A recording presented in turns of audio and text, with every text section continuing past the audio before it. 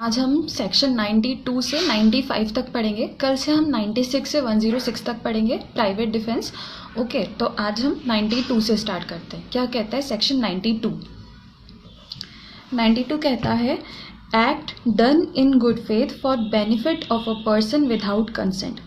Act done in good faith, act done in good faith for benefit of a person without consent, of a person without consent. Okay, इसका हिंदी क्या कहता है? 92 बहुत important है और थोड़ा सा लेंथी है।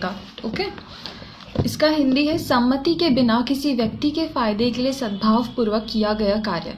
इसको मैं आपको पहले एक्सप्लेन कर देती हूँ, फिर अपन एक्सप्लेन करते हैं। ओके, इसका ये मतलब है कि अगर कोई पर्सन है, उसके पास इतना टाइम नहीं है कि वो कंसेंट ले सके, सहमति ले सके सामने वाले से, कि मतलब क्या होता है, एक फ्रेंड है, उसने देखा दूसरा फ्रेंड है वो बेहोश हो गया है, या उसको ऐसी सिचुएशन में है वो कि उसको अभी इंस्टेंट कुछ नॉर्मल इलाज की ज़रूरत है और उसको अभी ही कुछ केयर करने की ज़रूरत है, या कुछ ऐसा डिसीजन लेने की ज़रूरत है जिसमें वो सामने वाले को बहुत ज़्यादा ज़रूरत है। अब ए पर्सन जो है वो उसका फ्रेंड है, तो ऑब्वियसली वो नहीं सोचेगा, मतलब उसके पास इतना टाइम नहीं है कि वो उसके पेरेंट्स से परमिशन लेके आए कि मैं क्या उसकी देखभाल करूं या नहीं करूं। नहीं, उस टाइम पे उसके पास इतना कंसेंट लेने का टाइम नहीं है, तो वो बिना कंसेंट के जो अच्छे से अच्छा कर सकता है इन बोनाफाइड इंटेंशन अपने फ्रेंड के लिए, वो सब चीज़ें करेगा। और उस बीच में अगर उससे कोई गलती हो जाती है, कोई ऑफेंस कमिट हो जाता है,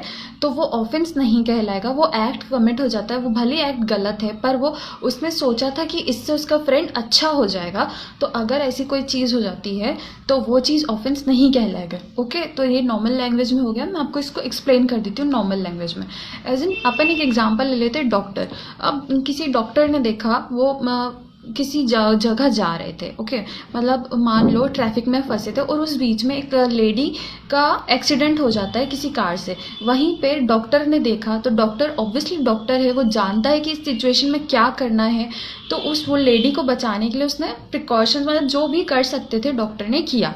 पर उस बीच अगर वो लेडी के साथ कुछ गलत या फिर कुछ हो सकता है, ज़्यादा ब्लड उसका निकल गया उस एक्सीडेंट के कारण, उसकी डेथ कॉज हो जाती है या उसको ज़्यादा इंजरी हो जाती है, तो इसके लिए डॉक्टर पनिशेबल नहीं होंगे, क्योंकि उन्होंने अपनी ड्यूटी की। उस टाइम पे उनके पास टाइम नहीं था कि वो उनके लेडी के हस्बैंड से या लेडी के फैमिली वालों से या इवन लेडी से, क्योंकि लेडी बेहोश थी, तो वो खुद भी कंसेंट, अपनी सहमति नहीं दे सकती थी कि आप मेरा इलाज करो या नहीं करो। तो उस टाइम पे जो बन पड़ सकता था, डॉक्टर ने बिना किसी कंसेंट के किया। तो यहाँ अगर उसके बिहाफ पे कुछ हो जाता है, उससे कुछ गलती हो जाती है कि, पर वो गुड फेथ में ही अपना डॉक्टर कर रहे थे, तो डॉक्टर ऑफेंडर नहीं है, डॉक्टर ने कोई क्राइम नहीं किया। Got it? मैं से आपको पढ़ देती हूँ।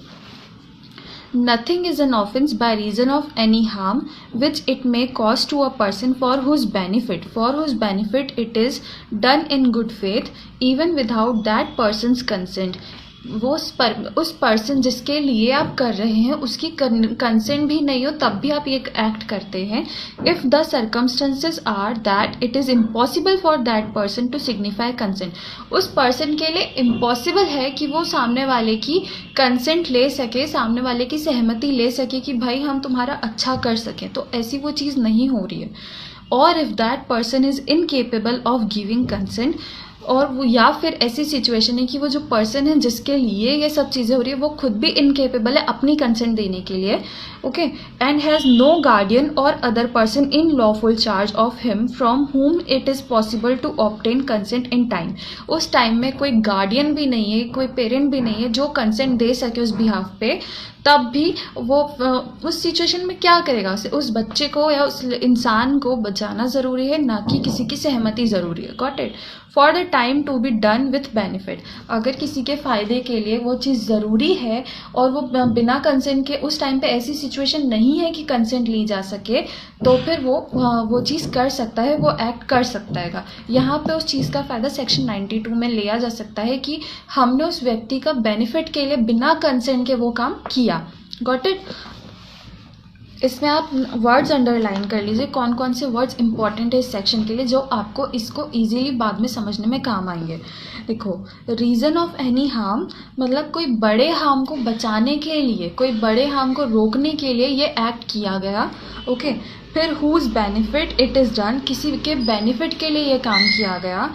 फिर गुड फेथ में ये काम किया, बैड इंटेंशन बिल्कुल नहीं था। और it is impossible for that person to signify consent, उस व्यक्ति के लिए इम्पॉसिबल था उस टाइम पे कंसेंट लेना, उस टाइम पे किसी की सहमति लेना, गार्डियन की या उस खुद व्यक्ति जिसके लिए ये किया जा रहा है उसकी कंसेंट लेना भी इम्पॉसिबल था। ओके, फिर नेक्स्ट है इनकेपेबल ऑफ गिविंग कंसेंट, वो खुद भी इनकेपेबल था कंसेंट देने के लिए, अपनी सहमति देने के लिए।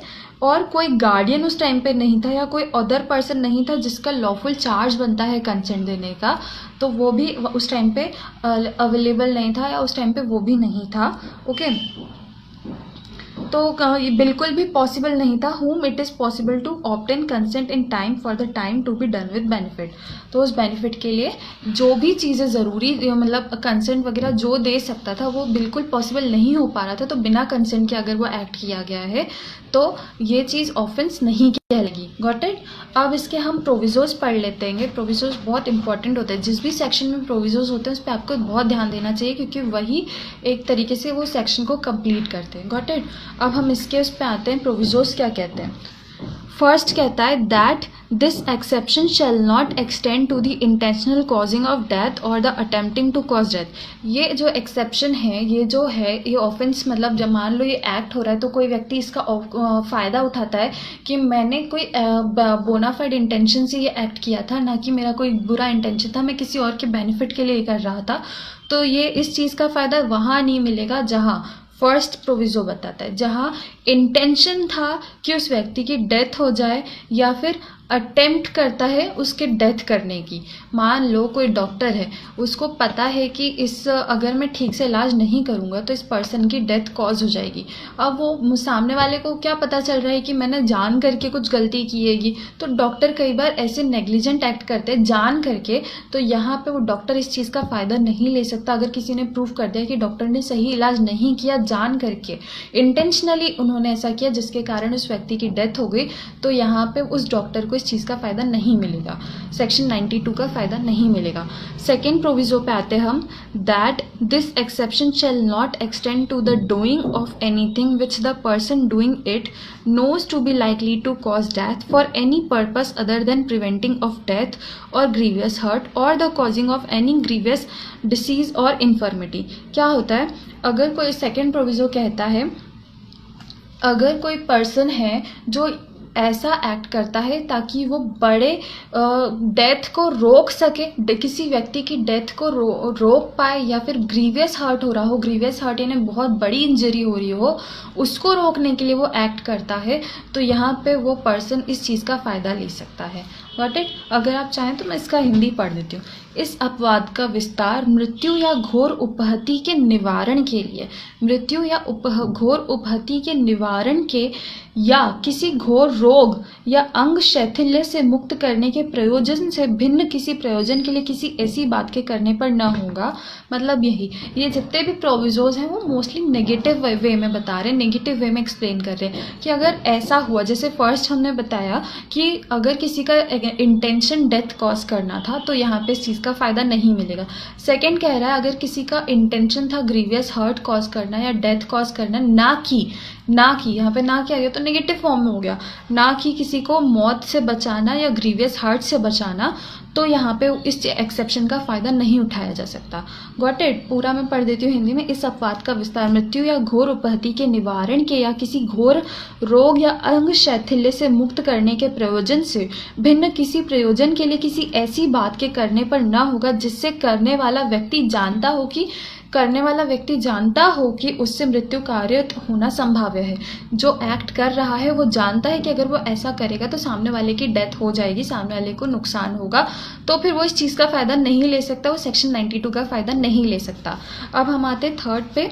थर्ड प्रोविज़ो क्या कहता है, that this exception shall not extend to the voluntary causing of hurt। voluntary causing of hurt, अगर कोई स्वेच्छा से हर्ट करना चाहता है, किसी की इच्छा है कि सामने वाले व्यक्ति हर्ट हो इस एक्ट से, तो वो इस एक्सेप्शन का फ़ायदा नहीं ले सकता। और to the attempting to cause hurt, और वो अटेम्प्ट करता है कि सामने वाले को हर्ट हो, सामने वाले को वो अटेम्प्ट करते हैं कि सामने वाला हर्ट हो जाए, for any purpose other than preventing of death और हर्ट। बस उसका पर्पस ये नहीं है कि उस व्यक्ति को की डेथ होने से वो रुक जाए और उसको हर्ट ना हो, ग्रीवियस हर्ट ना हो। अगर ये रीज़न नहीं है तो वो इस चीज़ का फ़ायदा नहीं उठा सकता। Got it. ये भी नेगेटिव फॉर्म में हो गया कि उसका, देखो हिंदी पढ़ देते। इस अपवाद का विस्तार मृत्यु या उपहति के निवारण के प्रयोजन से भिन्न किसी प्रयोजन के लिए स्वेच्छा उपहति कारित करने या उपहति कारित करने का प्रयत्न करने पर ना होगा। अगर कोई पर्सन है जो चाहता है कि इस व्यक्ति को हर्ट हो जाए, वो वॉलेंटरली चाहता है कि इस व्यक्ति की डेथ हो जाए या ग्रीवियस हर्ट हो जाए, तो वो इस एक्सेप्शन का फ़ायदा नहीं उठाएगा। और अगर वो नहीं चाहता है, वो सच में उस व्यक्ति को बचाना चाहता है, तो यहाँ पे उसको इसका फ़ायदा मिलेगा। Got it. हम फोर्थ प्रोविजो पे आते हैं। फोर्थ प्रोविजो कहता है that this exception shall not extend to the abetment. अब यहाँ पे अबेटमेंट आ गया, जो हम आगे पढ़ेंगे सेक्शन 107 से। अबेटमेंट मतलब किसी को उकसाना, कोई क्राइम करने के लिए, कोई एक्ट करने के लिए। ओके। तो फोर्थ क्या बोलता है, that this exception shall not extend to the abetment of any offence to the committing of which offence it would not extend. Hindi क्या कहता है इसका, इस अपवाद का विस्तार किसी ऐसे अपराध के दुष्प्रेरण, अबेटमेंट मतलब दुष्प्रेरण होता है हिंदी में। ओके। दुष्प्रेरण पर न होगा जिस अपराध के किए जाने पर इसका विस्तार नहीं है। कोई इस चीज़ का एक्सेप्शन नहीं ले सकता कि मैंने तो कोई एक्ट किया नहीं, मैंने तो सिर्फ अबेट किया है। Got it. फोर्थ प्रोविजो यहाँ पे हमारा डन होता है। अब मैं आपको इसके एग्जाम्पल्स बता देती हूँ, तो आपको एग्जाम्पल से ये पूरा सेक्शन क्लियर हो जाएगा। Zed is thrown from his horse and is insensible। Zed जो है वो हॉर्स राइडिंग कर रहा था और वो गिर जाता है, जिससे वो अपने सेंसेस खो देता है, बिल्कुल सेंसिबल हो जाता है, मतलब बेहोश हो जाता है। Got it. अब ए जो है वो सर्जन है और उसे पता चलता है कि Zed को ट्रीटमेंट की ज़रूरत है, मतलब कोई ट्रीटमेंट होगा जिसकी ज़रूरत है। तो ए नॉट इंटेंडिंग Zed's डेथ, ए जो है, जो सर्जन है, वो उसको इंटेंशन नहीं है कि जेड की डेथ हो जाए। उसको तो डॉक्टर है, वो जानता है, तो वो गुड फेथ में, but in good faith for जेड्स बेनिफिट, जेड के बेनिफिट के लिए वो ट्रीपान कर देता है। Before Z recovers his power of judging for himself, A has committed no offence. Z कुछ समझ पाता कि कोई उसका ट्रीटमेंट कर रहा है, कोई उसका इलाज कर रहा है, उसके पहले ही ए उसका सब कुछ ट्रीपान कर देता है, ट्रीटमेंट दे देता है। ओके।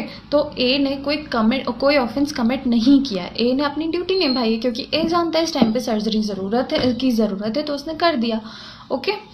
नाउ नेक्स्ट एग्जाम्पल हम पढ़ते हैं। Z is carried off by a tiger. Z को एक टाइगर ने पकड़ लिया है, तो ए फायर कर देता है, ए शूट कर देता है जेड की तरफ, क्योंकि उसको पता है अगर वो शूट करेगा तो उससे टाइगर डर जाएगा और वो भाग जाएगा। अब वो बचाना चाहता है जेड को, इसलिए उसने शूट किया, तो उसने कोई ऑफेंस नहीं किया। भले अगर इससे गलती से थोड़ा बहुत शूट के कारण, डर के कारण वो जेड को कुछ लग जाता है या वो बेहोश हो जाता है शूट की आवाज़ सुन के, तो इसमें जेड मतलब ए की कोई गलती नहीं है, क्योंकि वो तो ऑब्वियसली जेड को बचाना चाहता था। तो यहाँ पे भी उसने कोई ऑफेंस नहीं किया है। अब यहाँ पे ऐसे ही आप एग्जाम्पल, अगर कोई किसी के बेनिफिट के लिए कोई एक्ट कर रहा है, खुद के बेनिफिट के लिए नहीं, दूसरे के बेनिफिट के लिए, तो वो एक्ट ऑफेंस नहीं होगा। Got it. अब यहाँ पे एक्सप्लेनेशन है जो बहुत इंपॉर्टेंट है। एक्सप्लेनेशन कहता है कि बेनिफिट में कहीं भी पिक्यूनरी बेनिफिट नहीं आता। पिक्यूनरी बेनिफिट मतलब जो पैसे इंक्लूड कर लेता है या इकोनॉमिक चीज़ें इंक्लूड कर लेता है। पैसों से रिलेटेड फ़ायदा कभी भी यहाँ पे इंक्लूड नहीं होगा। अगर कोई पैसों के फ़ायदे के लिए इस एक्सेप्शन का फ़ायदा ले रहा है तो उसको नहीं मिलेगा। ओके। तो एक्सप्लेनेशन में क्लियरली बोला गया है, मियर pecuniary benefit is not benefit with in the meaning of section 88, 89 और 92। हमने जैसे कल 88 और 89 भी पढ़ा था, जैसे बच्चे और इंसेन पर्सन के बेनिफिट के लिए या फिर जो भी कंसेंट ज़रूरत है या किसी के प्रॉफिट के लिए, तो वहाँ पे हमने बेनिफिट पढ़ा। तो कहीं भी बेनिफिट लिखा है तो वहाँ पे पिक्यूनरी बेनिफिट नहीं आता, पैसों से रिलेटेड बेनिफिट नहीं आता। ओके। अब ये वाला जो अपन सेक्शन पढ़ रहे हैं, सेक्शन 92, वो टोटली सुओ मोटो पे डिपेंड करता है। सुओ मोटो मतलब होता है, ये एक वर्ड है जिसका मतलब होता है खुद की नॉलेज यूज़ करना, खुद की पावर यूज़ करना। जजेस कई बार सुओ मोटो पावर यूज़ करते हैं, प्रेसिडेंट भी यूज़ करते हैं। ठीक वैसे ही एक पर्सन के ऊपर भी ऐसी सिचुएशन आ जाती है। सुओ मोटो मतलब खुद का डिसीजन लेना, खुद को ही उस टाइम पे ये तय करना है कि वो ये चीज़ करे या ये चीज़ करे। Got it? तो ये पूरा सेक्शन सुओ मोटो पे डिपेंड करता है। अब इसका एक एग्जांपल है जो बहुत अच्छा है, ये मैं आपको बता देती हूँ। क्या होता है, एक पर्सन है, उसने देखा कि आग लग रही है किसी बिल्डिंग में। अब वो बिल्डिंग में भीषण आग लग रही है, तो वो एक रेस्क्यूअर है जो बचाने जाता है उस बिल्डिंग में। अब उसको, वो बच्चे को बचा रहा है, उसने देखा कि नीचे भीड़ इकट्ठा है, तो उस बच्चे को बचाने के लिए उठा के नीचे बिल्डिंग से नीचे फेंकता है। अब वो रेस्क्यूअर जानता है कि अगर वो फेंकेगा उस बच्चे को तो उस बच्चे को लग सकती है, या अगर उसको किसी ने कैच नहीं किया तो वो मर जाएगा, उसकी डेथ हो जाएगी बिल्डिंग से नीचे गिर के। पर उसके पास कोई ऑप्शन नहीं था, क्योंकि उसको पता था नीचे भीड़ इकट्ठा है, वो भीड़ उसको इकट्ठा बचा लेगी, सेव कर लेगी, कैच कर लेगी। ओके, अब ये भीड़ के ऊपर डिपेंड करता है कि वो उसे कैच कर पा रहे हैं या नहीं कर पा रही। पर उस रेस्क्यूअर की कोई गलती नहीं है, क्योंकि वो तो उस बच्चे के बेनिफिट के लिए कर रहा था, क्योंकि वो तो जल के मर जाता उस बिल्डिंग में। पर अगर वो फेंकता, उस बच्चे को बिल्डिंग से नीचे फेंकता, तो ऑब्वियसली उस चांसेस थे कि नीचे खड़े लोग उसको बचा लेंगे। Got it? तो ये रीज़न था सेक्शन 92 का। अब हम 92 कंप्लीट हो गया है। मैं आपको 89 और 92 का डिफरेंस बता देती हूँ। 89 हमने जैसे कल पढ़ा था और आपको किसी एक को कन्फ्यूजन भी था, मैं 89 वापस एक्सप्लेन कर देती हूँ, क्योंकि कल वीडियो पॉज हो गया था शायद से 89 के टाइम पे। तो 89 क्या कहता है? Act done in good faith, section 89 पढ़ रहे हैं हम आईपीसी का। Act done in good faith for benefit of child or insane person by consent of guardian. अगर हम कोई एक्ट करते हैं गुड फेथ में बच्चे के लिए या किसी पागल व्यक्ति मंदबुद्धि के अच्छे के बेनिफिट के लिए, कोई गुड फेथ में हम कोई एक्ट करते हैं विथ कंसेंट, यहाँ पे कंसेंट है, विथ कंसेंट ऑफ गार्डियन और पेरेंट। ठीक है, जो लॉफुल गार्डियन है उनकी सहमति से हम कोई एक्ट कर रहे हैं गुड फेथ में, तो यहाँ पे 89 जो है वो कंसेंट रखाता है। जबकि हम 92 पढ़ रहे हैं, तो 92 में कंसेंट इंपॉर्टेंट नहीं है, यहाँ पे सुओ मोटो डिसीजन होता है। तो अब मैं आपको 89 और 92 में डिफरेंस बता देती हूँ। बाकी ये सेक्शन तो एक जैसे ही है, बस इनमें थोड़ा बहुत डिफरेंस है माइनर, जो हम पढ़ लेते हैं। ये डिफरेंस क्या बोलता है? फर्स्ट डिफरेंस है 89 में कंसेंट जो है वो एक्सप्रेस होती है, मतलब कोई सच में रियलिटी में कहता है हाँ तुम ये चीज़ करो, ओके, साइन करता है या जो भी। और 92 जो है, 92 में कहता है कि कंसेंट इम्प्लाइड होती है हमेशा। कंसेंट कोई 92 में अगर कोई कंसेंट दे रहा है या नहीं दे रहा है वो इम्पोर्टेंस नहीं रखाता, बस वहाँ पे करना होता है। अब सेकेंड डिफरेंस क्या कहता है? 89 जो है वो 12 साल से कम उम्र के बच्चे के लिए होता है। सेक्शन 89 हमने पढ़ा चाइल्ड के लिए, इंसेन पर्सन के लिए। तो सेक्शन 89 होता है चाइल्ड, बच्चे के लिए 12 साल से कम उम्र के, या फिर कोई पागल या मंदबुद्धि है उसके लिए। जबकि 92 सेक्शन जो है वो पर्टिकुलर हर इंसान के लिए है, जिसका गलत हो रहा है, जिसके बेनिफिट के लिए आपको करना है। बस वहाँ पे पिक्यूनरी बेनिफिट नहीं होगा, बाकी आपको किसी के लिए भी अगर करना है, वो कोई भी पर्सन हो सकता है, वो बच्चा भी हो सकता है और कोई बुढ़ा भी हो सकता है, मतलब किसी की एज ज़्यादा है उसके लिए भी हो सकता है, या फिर नॉर्मल एक 33-34 एज का भी कोई भी पर्सन हो सकता है, कोई भी एज का। Got it? अब थर्ड सेक्शन बोलता है, थर्ड डिफरेंस बोलता है कि 89 में consent of the guardian importance रखा था, जबकि 92 में किसी की कंसेंट रिक्वायर नहीं होती। 89 में वही कंसेंट रिक्वायर्ड है और 92 में कंसेंट रिक्वायर्ड नहीं है। फोर्थ है बेनिफिट, दोनों में ही पिक्यूनरी बेनिफिट इंक्लूड नहीं करता है, दोनों ही सेक्शन में बेनिफिट पिक्यूनरी बेनिफिट इंक्लूड नहीं करता। अब हम आते हैं आईपीसी के सेक्शन 93 में। सेक्शन 93 क्या कहता है? Communication made in good faith. Simple सा है, बहुत सिंपल है ये वाला section, communication made in good faith. इसका कोई इतना इंपॉर्टेंस भी नहीं है, बट फिर भी हम पढ़ लेते हैं। कम्युनिकेशन, इसको ये बोलता है, हिंदी क्या है इसका?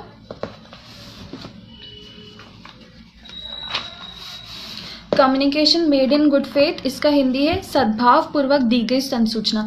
कोई पर्सन है जिसने इन्फॉर्मेशन दी है या बात की है जिसके कारण किसी व्यक्ति का अच्छा हो सकता है, गुड फेथ में ही उसने एक पर्सन ने दूसरे पर्सन से बात की है या समझा है, पर उस कम्युनिकेशन के टेंशन में आके या दबाव तो नहीं बोलेंगे, टेंशन में या घबराहट में उस व्यक्ति की डेथ हो जाती है, वो उस बात को अपने दिमाग पे ले लेता है और उसकी डेथ हो जाती है। तो यहाँ पे पहला पर्सन जो है जिसने वो बात की है वो कोई ऑफेंस नहीं कर रहा, उसने तो गुड फेथ में गुड इंटेंशन से ही बात की थी, तो इसमें उस व्यक्ति की तो गलती नहीं है। तो यहाँ पे वो 93 का फ़ायदा ले सकते हैं कि मेरी कोई गलती नहीं, मैंने गुड फेथ में गुड इंटेंशन में ये बात रखी थी उस व्यक्ति के सामने। इसका एग्जाम्पल मैं आपको बता देती हूँ, फिर मैं आपको एक्सप्लेन कर देती हूँ। एक सर्जन है जिसने कहा कि आप कुछ दिनों के मेहमान हो, कुछ दिनों में आपकी, जैसे कई बार डॉक्टर कहते हैं, मान लो कैंसर पेशेंट है तो लास्ट स्टेज होती है कैंसर की, तो डॉक्टर्स ऑब्वियसली रियलिटी ही बताएंगे ताकि ट्रीटमेंट सही से हो सके। तो डॉक्टर ने उस पेशेंट को बोला कि आप तो कुछ चंद दिनों के मेहमान हो, आपकी तो डेथ होने वाली है। ऑब्वियसली अब इस चीज़ का टेंशन हो गया उस व्यक्ति को, तो वो बीमारी से मरने से पहले हार्ट अटैक से मर गया, क्योंकि ऑब्वियसली उसकी डेथ मतलब उसको इतना ज़्यादा टेंशन हो गया कि अब क्या होगा मेरी फैमिली का, जो भी। तो वो टेंशन के मारे या जो भी रीज़न था उससे उसको हार्ट अटैक आ गया और उसकी उसी टाइम पे डेथ हो गई। तो अब डॉक्टर की गलती नहीं है, डॉक्टर को तो बताना ज़रूरी था कि आपको क्या प्रॉब्लम है आपका, ताकि हम ट्रीटमेंट कर सके। ये सब चीज़ें डॉक्टर का तो कोई ऑप्शन गलती थी नहीं, तो इसलिए यहाँ पे डॉक्टर इस सेक्शन का फ़ायदा ले सकता है। Got it? अब मैं आपको इसमें एक्सप्लेन कर देती हूँ। No communication made in good faith is an offence by reason of any harm to the person to whom it is made if it is made for the benefit of that person. मैं आपको इसका explain कर देती हूँ 93 हिंदी में। सद्भावपूर्वक दी गई संसूचना उस अपहानि के कारण अपराध नहीं है जो उस व्यक्ति को हो जिसे वह दी गई है, यदि वह उस व्यक्ति के फ़ायदे के लिए दी गई है। अगर किसी ने दूसरे व्यक्ति के फ़ायदे के लिए कोई इन्फॉर्मेशन दी है तो ऑब्वियसली वो ऑफेंस नहीं कहलाएगा। Got it? अब यहाँ पे मैं आपको एक केस बता देती हूँ, केस अच्छा आएगा, इससे आपको और समझ आ जाएगा। Mister X versus Y hospital. Case का नाम है Mister X versus Y hospital. Okay, ये केस है HIV का। यहाँ पे क्या होता है, वाई हॉस्पिटल जो है वहाँ के डॉक्टर्स ने एक लड़की है जिसकी शादी होने वाली थी एक पर्सन से, तो उस पर्सन ने ट्रीटमेंट करवाया उस हॉस्पिटल से। अब हॉस्पिटल को पता है कि ये लड़की उस पर्सन से शादी करने वाली है। What it? तो उस डॉक्टर ने वहाँ, उनको पता था कि इस पर्सन को HIV है, HIV एड्स है, तो उन्होंने, डॉक्टर ने या फिर उस हॉस्पिटल की अथॉरिटीज़ ने उस लड़की को बता दिया कि आपके जो फियांसे हैं जिनसे आप शादी करने वाली हैं वो उस HIV पॉजिटिव है, तो आप शादी ना करें, क्योंकि इससे HIV पॉजिटिव के HIV के बढ़ने के चांसेस थे, स्प्रेड होने के चांसेस थे। वो लड़की ने शादी कैंसिल कर दी और इससे कम्युनिटी में जो सोसाइटी है उस बीच भी ये बात फैल गई कि उस पर्सन को HIV एड्स है। ओके, तो इससे उस लड़के जिस पर्सन को HIV था ऑब्वियसली उसकी इंसल्ट तो हुई ही, शादी कैंसिल हुई, तो उसको इस चीज़ का गुस्सा आया और उसने उस हॉस्पिटल, उस अथॉरिटी पे केस कर दिया।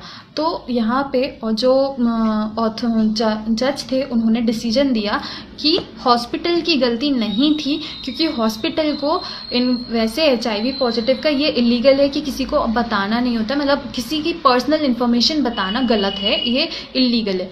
पर यहाँ पे अगर वो लड़की शादी कर लेती तो वो लड़की को नुकसान होता, वो लड़की खुद भी HIV पॉजिटिव हो जाती। तो यहाँ पे उस लड़की के लिए बताना ज़रूरी था कि वो शादी ना करे उस पर्सन से। तो उस चीज़ को रोकने के लिए, बड़े हार्म को रोकने के लिए ही डॉक्टर ने इन्फॉर्मेशन दी थी। तो यहाँ पे डॉक्टर ऑफेंडर नहीं है, डॉक्टर ने सही किया। हाँ, इस कोर्ट ने माना कि हमें उस पर्सन जिसको HIV है उसके लिए सिंपैथी है, पर इसका मतलब ये नहीं है कि हम बड़े हार्म को रोकने के लिए ये चीज़ इन्फॉर्मेशन कम्युनिकेशन ना करें। What it? तो कम्युनिकेशन कई बार ज़रूरी हो जाता है, कई बार इन्फॉर्मेशन देना ज़रूरी हो जाता है। ओके, तो यहाँ पे हमारा सेक्शन 93 भी ख़त्म होता है। अब आते हैं section 94 IPC। Section 94 Indian penal code क्या कहता है? Act to which a person is compelled by threats. Act to which a person is compelled by threats. Okay, यहाँ पे हिंदी है इसका 94 का। वह कार्य जिसको करने के लिए कोई व्यक्ति धमकियों द्वारा विवश किया गया है। वह कार्य जिसको करने के लिए कोई व्यक्ति धमकियों द्वारा विवश किया गया है। अगर कोई पर्सन है जिसको धमकियां मिल रही है कि तुम ऐसा एक्ट करो तो वो तभी हम तुम्हें ज़िंदा छोड़ेंगे, वरना तुम्हारा हम इतना गलत कर देंगे। फिर वो पर्सन उस दबाव में आके, उस धमकी के डर के कारण कोई एक्ट करता है तो वो ऑफेंडर नहीं है। पर यहाँ पे बहुत सारी, हम इस लाइन से इतना से नहीं समझ सकते क्योंकि इसके अंदर बहुत सारी चीज़ें हैं। इसकी फर्स्ट लाइन बहुत इंपॉर्टेंट है, आप ध्यान से सुनो। इसकी फर्स्ट लाइन है, except murder and offences against the state punishable with death, nothing is an offence. देखो, इसकी पहली लाइन बोलती है मर्डर को छोड़ के या फिर स्टेट के अगेंस्ट में ऐसे ऑफेंस किए हैं जिसकी पनिशमेंट डेथ पेनल्टी है, या फिर जिसकी पनिशमेंट डेथ पेनल्टी है, जो मान लो कोई बड़े बड़े क्राइम है, जैसे जो सबसे बड़े क्राइम माने जाते हैं, मान लो हत्या सबसे बड़ा मर्डर है, या फिर स्टेट के अगेंस्ट में ऐसे क्राइम किए हैं जिसकी पनिशमेंट आईपीसी में बताई गई है डेथ पेनल्टी।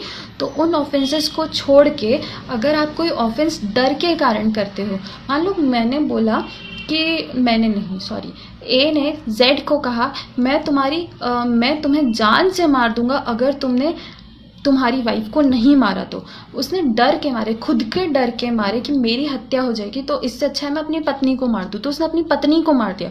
तो यहाँ पे वो इस चीज़ का फ़ायदा नहीं उठा सकता कि मुझे जान से मारने की धमकी मिली थी इसलिए मैंने हत्या कर दी। नहीं, हत्या हमेशा बड़ा अपराध होता है और आप इस चीज़ के लिए खुद के फायदे के लिए, खुद की जान बचाने के लिए दूसरे की हत्या कारित नहीं कर सकते। Got it? खुद को बचाने के लिए आप ये फ़ायदा नहीं ले सकते कि मुझे उसकी हत्या करनी पड़ी। नहीं, एक हत्या दूसरे की जान लेना आपको कोई हक नहीं दे सकता। हाँ, अगर आपको यहाँ पे ये कहा गया होता है कि उसको पीट दो या फिर उसको कुछ और हानि पहुँचा दो तो वो आप कर सकते थे, अगर आपको खुद की जान की परवाह थी तो। पर आप खुद दूसरे की जान नहीं ले सकते खुद की जान बचाने के लिए। Got it? और दूसरी चीज़ मैं आपको बता दूं, स्टेट, जैसे हमने स्टेट का पढ़ा, हम स्टेट के अगेंस्ट में, ऑब्वियसली स्टेट बहुत बड़ी चीज़ हो जाती है, उसके अगेंस्ट में आप कोई भी ऑफेंस नहीं कर सकते खुद की जान, एक पर्टिकुलर पर्सन की जान बचाने के लिए, खुद के फ़ायदे के लिए आप स्टेट का नुकसान नहीं कर सकते। Got it? तो ये सेक्शन वही बोलता है, उसने पहले दो चीज़ें बता दी, इन दो चीज़ों को छोड़ के, मर्डर को छोड़ के या स्टेट के अगेंस्ट ऑफेंस करने के छोड़ के, अगर आप कोई ऑफेंस डर के मारे करते हैं तो आप इस चीज़ का फ़ायदा उठा सकते हैं। अब मैं इसको आपको पढ़ देती हूँ तो आपको समझ आएगा। Except murder and offences against the state punishable with death, nothing is an offense which is done by a person who is compelled to do it, जिसको कंपेल्ड किया गया। यहाँ पे एक मैक्सिम होती है कि जो क्या है, doctrine of compulsion and necessity, doctrine of compulsion and necessity यहाँ पे अप्लाई होती है। ओके, यहाँ पे मैक्सिम्स भी काफ़ी सारी लग रही है जो मैं आपको बताऊंगी। डॉक्ट्रिन तो आप लिख लो पहले, कंपल्शन एंड नेसेसिटी का सिद्धांत बोलता है यहाँ पे, क्योंकि यहाँ पे कोई पर्सन को कंपेल कर दिया गया, कंपल्सरी कर दिया कि तुम ये चीज़ करो वरना मैं तुमको इंस्टेंट डेथ कारित कर दूंगा, तुमको तभी की तभी मार डालूंगा। हाँ, तो मैं आपको पढ़ देती हूँ। Except murder and offences against the state punishable with death, nothing is an offence which is done by a person who is compelled to do it by threat, डर, which at the time of doing it reasonably cause the apprehension that instant death, यहाँ पे instant death को आप important मानिए, क्योंकि अगर instant death नहीं है तो ये सेक्शन अप्लाई नहीं होगा। तभी की तभी मारने की धमकी दी में है कि अगर तुमने ये चीज़ अभी हाल नहीं की तो मैं तुमको अभी हाल मार डालूंगा, तो ये सेक्शन अप्लाई होगा, वरना नहीं होगा। Instant death to that person will otherwise be the consequence, ये पूरा सेक्शन है। इसका मैं आपको हिंदी पढ़ देती हूँ, फिर मैं आपको इसके प्रोविजर्स पे आते हैं अपन। ओके, 94 बहुत इंपॉर्टेंट है क्योंकि ये बहुत सारी चीज़ें अपने अंदर इंक्लूड करता है। सेक्शन 94 की हिंदी है, वह कार्य जिसको करने के लिए कोई व्यक्ति धमकियों द्वारा विवश किया गया। अब इसका एक्सप्लेनेशन क्या कहता है, हत्या और मृत्यु से दंडनीय उन अपराधों को जो राज्य के विरुद्ध है छोड़कर कोई बात अपराध नहीं है जो ऐसे व्यक्ति द्वारा की जाए, कोई बात अपराध नहीं है जो ऐसे व्यक्ति द्वारा की जाए जो उसे करने के लिए ऐसी धमकियों से विवश किया गया हो जिनसे उस बात को करते समय उसको युक्तियुक्त रूप से यह आशंका कारित हो गई हो कि अन्यथा परिणाम यह होगा कि उस व्यक्ति की तत्काल मृत्यु हो जाए, परंतु यह तब जबकि उस कार्य को करने वाले व्यक्ति ने अपनी ही इच्छा से या तत्काल मृत्यु से कम अपनी अपहानि की युक्तियुक्त आशंका से अपने को उस स्थिति में न डाला हो जिसमें कि वह ऐसी मजबूरी की, मैंने इसका प्रोविजो भी पढ़ दिया, अब इसका प्रोविजो मैं आपको बता देती हूँ, वापस रिपीट कर देती हूँ। परंतु यानी प्रोविजो यह तब जबकि उस कार्य को करने वाले व्यक्ति ने अपनी ही इच्छा से या तत्काल मृत्यु से कम अपनी अपहानि की युक्तियुक्त आशंका से अपने को उस स्थिति में न डाला हो जिसमें कि वह ऐसी मजबूरी के अधीन पड़ गया हो। ओके, प्रोविजो मैं आपको इंग्लिश में एक्सप्लेन कर देती हूँ।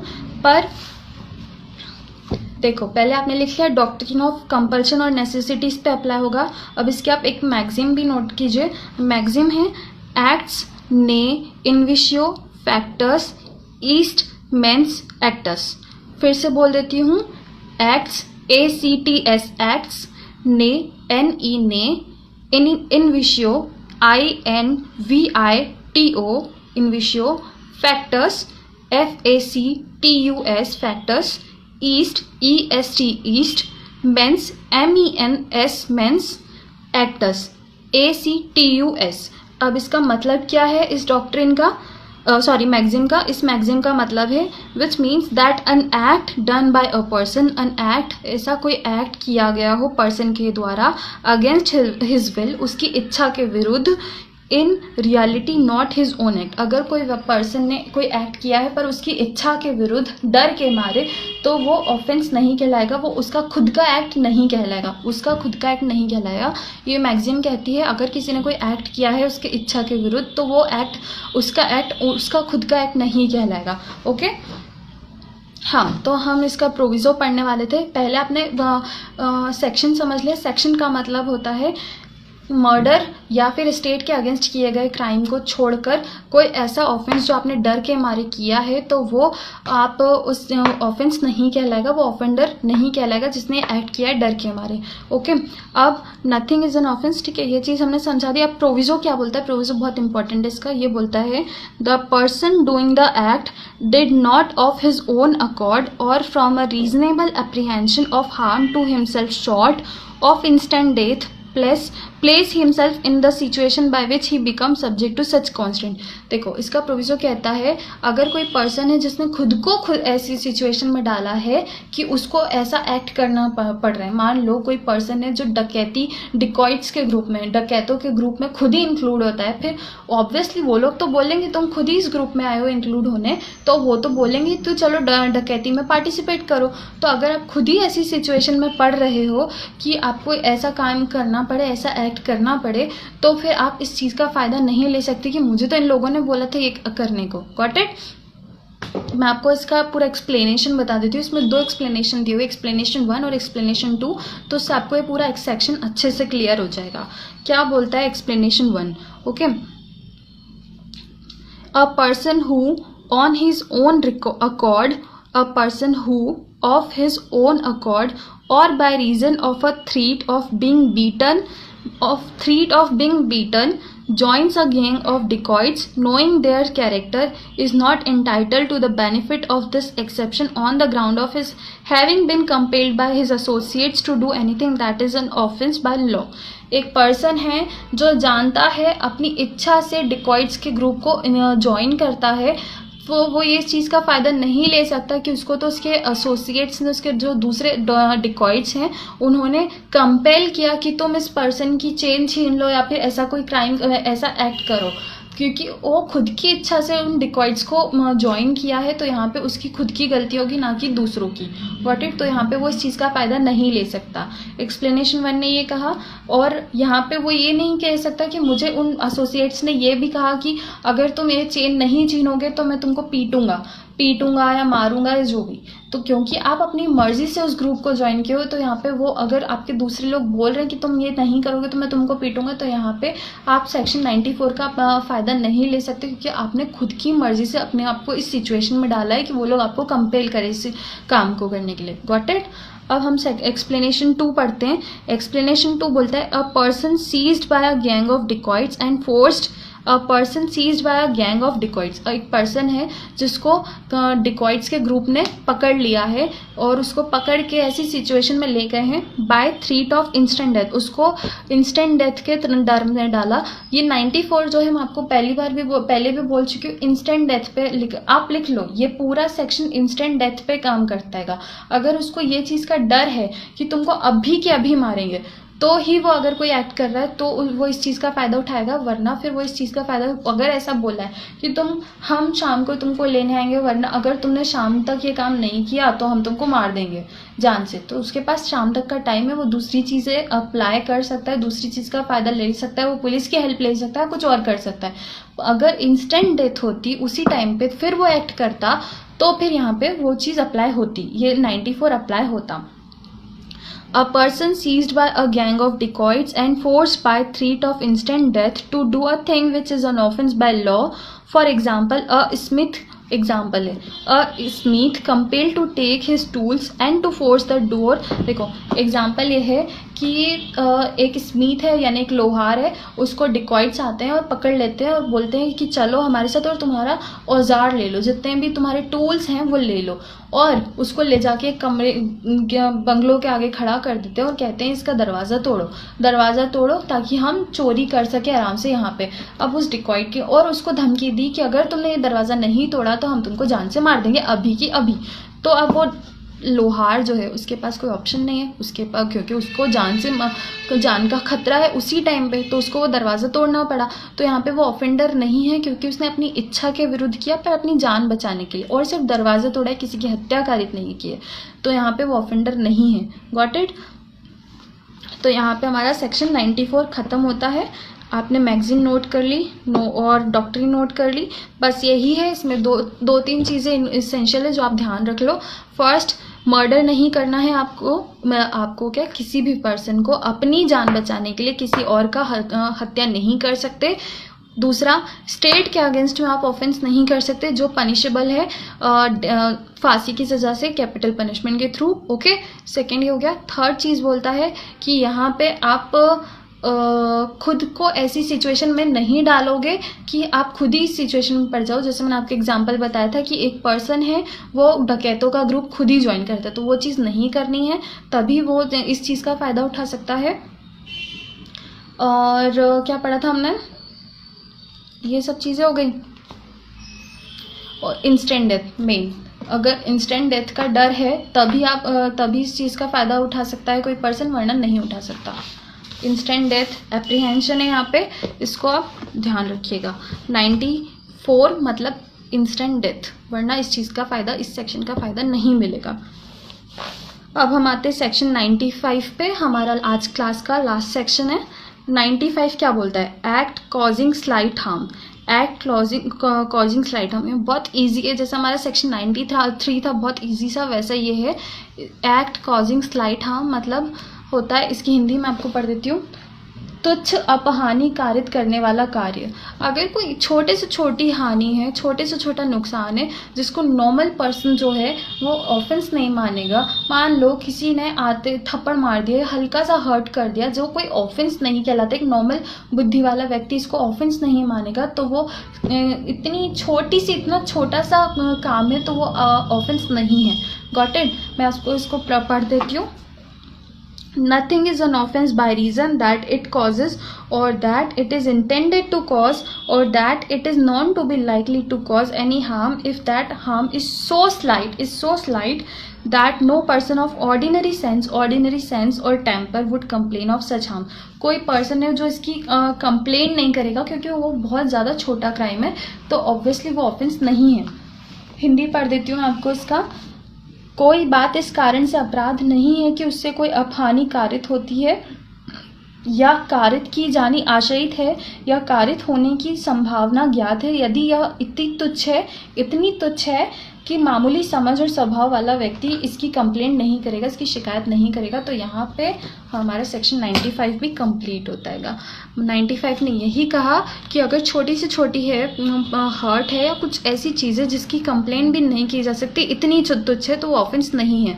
तो यहाँ तक हमने सेक्शन 95 आज कवर कर लिया है। अब कल से हम 96 से पढ़ेंगे प्राइवेट डिफेंस। प्राइवेट डिफेंस यानी अगर कोई पर्सन है वो खुद की रक्षा करता है तो उसको क्या फ़ायदे हैं, वो कब इस चीज़ का डिफेंस ले सकता है, कब इस चीज़ का ये कहाँ पे एक्सेप्शन है खुद की रक्षा करना, खुद की रक्षा के लिए कोई एक्ट करना, कोई ऑफेंस करना जिसके लिए वो खुद अपनी जान बचा सके, तो वो चीज़ हम कल से पढ़ेंगे। अब मैं कमेंट्स ऑन कर देती हूँ, मुझे आप बता देना आज का क्लास का सेशन कैसा रहा, या कोई डाउट हो तो मुझसे पूछ लो। कमेंट्स ऑन है।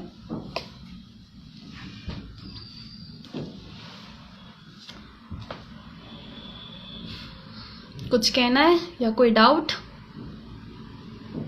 या क्लास एंड की जाए, बता दीजिए।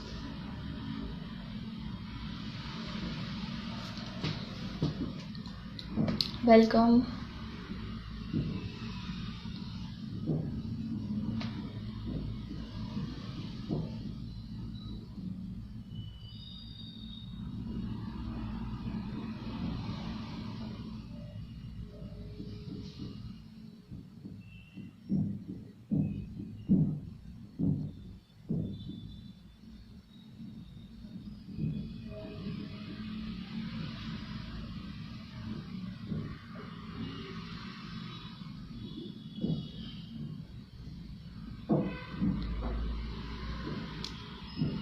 ठीक है, फिर डन